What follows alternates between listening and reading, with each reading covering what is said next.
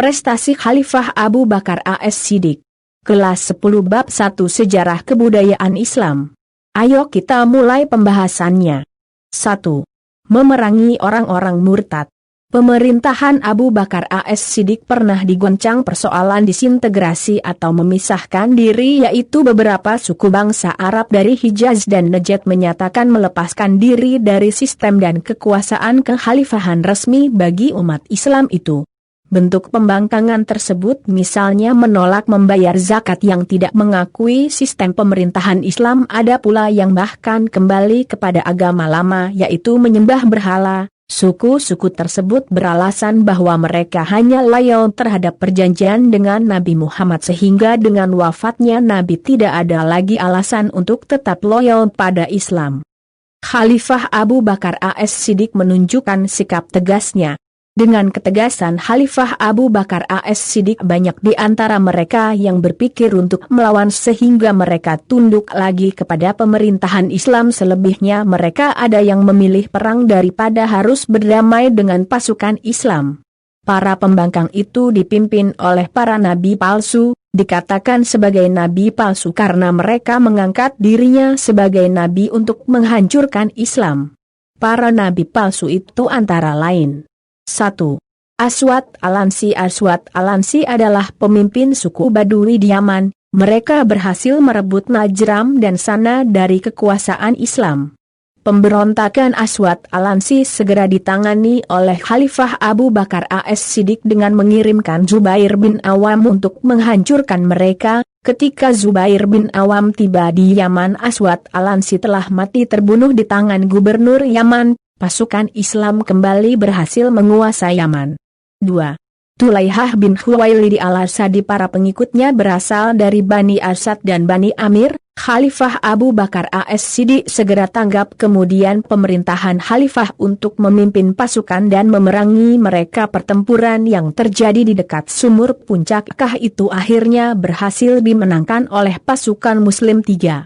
Malik bin Nuwairah yang menguasai Bani Narbu dan Bani Tamim tidak lagi menganggap kebenaran Islam sepeninggalan Rasulullah. Setelah upaya damai tidak ditanggapi kecuali menantang barang, maka pasukan Khalid bin Walid segera menuju perkampungan mereka. Malik bin Nuwairah mati terbunuh dalam pertempuran tersebut. Hal itu membuat pasukan musuh bercerai-berai dan banyak juga yang melarikan diri keluar daerah. 4. Musailamah al-Kadzab adalah nabi palsu yang mendapat pengikut dari Bani Hanifah di Yamamah. Ia mengawini Sajah yang juga mengaku sebagai nabi tetapi berasal dari agama Kristen. Suami istri itu kemudian berhasil membentuk pasukan besar yang berkekuatan 40.000 orang menghadapi pasukan besar itu. Khalifah Abu Bakar As-Siddiq segera memerintahkan Ikrimah bin Abu Jahal dan Syurahbil bin Hasanah untuk mengajarkan mereka. Pada pertempuran itu pasukan di bawah pimpinan Ikrimah terdesak, tapi tak berselang lama pasukan Muslim pimpinan Khalid bin Walid datang tepat waktu sehingga keterangan berbalik. Pasukan Muslim bertempur tanpa mengenal takut didasari jihad fisabilillah. Akhirnya pasukan kaum pemberontak itu dipukul mundur. Lebih dari 10.000 orang dari pasukan murtad terbunuh termasuk sang nabi palsu Musailamah al-Kadzab. Perang melawan pasukan Musailamah al-Kadzab ini termasuk yang terbesar selama memerangi kaum pemberontak yang disebut Perang Yamamah. Dalam perang itu kaum Muslim banyak yang syahid, termasuk para penghafal Al-Quran.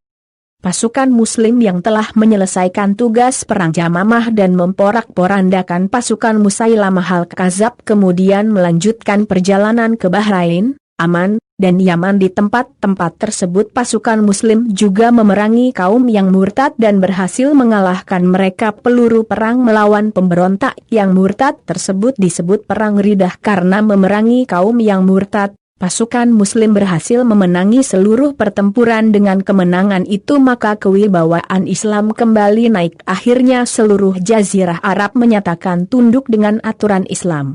2. Kodifikasi Al-Quran. Kodifikasi Al-Quran merupakan upaya keras Khalifah Abu Bakar As-Siddiq sehingga dapat memberi manfaat sampai sekarang. Memang mulanya saran Umar bin Khattab ini ditolak oleh Abu Bakar. Namun dengan alasan yang kuat bahwa saat itu para penghafal Al-Quran banyak yang gugur dalam pertempuran perang Yamamah, juga mengkhawatirkan akan hilangnya mushaf-mushaf yang berserakan itu. Kemudian Khalifah Abu Bakar menunjuk Zaid bin Tsabit untuk memimpin pengumpulan ayat-ayat Al-Quran, karena beliau ketika Nabi masih hidup adalah sekretaris pribadi yang dengan bimbingan Nabi selalu menulis wahyu yang turun kepada Rasulullah. Setelah ditulis oleh Zaid bin Tsabit, kemudian dihafalkan oleh para sahabat. Ada pula beberapa sahabat menulis lagi ke pelepah kurmat, bebatuan, atau tulang belulang untuk diajarkan atau disampaikan kepada kaum muslimin yang jauh dari jangkauan informasi. 3. Perluasan wilayah Islam. Setelah kondisi dalam negeri menunjukkan tanda-tanda aman dan terkendali, maka Khalifah Abu Bakar mulai dengan misi dakwahnya, yaitu menyebarkan ajaran Islam ke daerah lain. Daerah baru yang menjadi sasaran dakwah kaum muslimin adalah daerah yang berada di bawah kekuatan Persia dan Bizantium.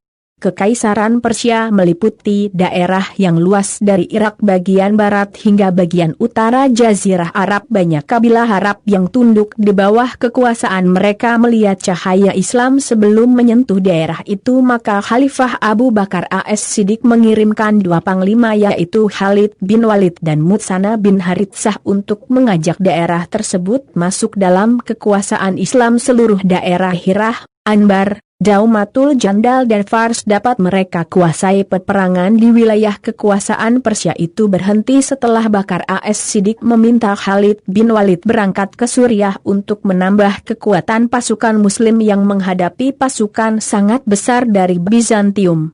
Pemegang pimpinan pasukan kemudian dialihkan kepada Mutsana bin Haritsah. Kekaisaran Bizantium memusatkan pemerintahannya di kota Damaskus, Suriah, untuk mengendalikan daerah jajahan di Arab dan sekitarnya. Dengan kekuatan tentara Bizantium yang sangat besar itu, maka untuk menghadapi mereka, Khalifah Abu Bakar mengirimkan pasukan berlapis. Pasukan kaum muslimin yang dikirimkan tersebut adalah: 1. Pasukan Yazid bin Abu Sufyan ke Damaskus. 2. Pasukan Amr bin As ke Palestina. 3. Pasukan Syurahbil bin Hasanah ke Yordania. 4. Pasukan Abu Ubaidah bin Jarrah ke Hims.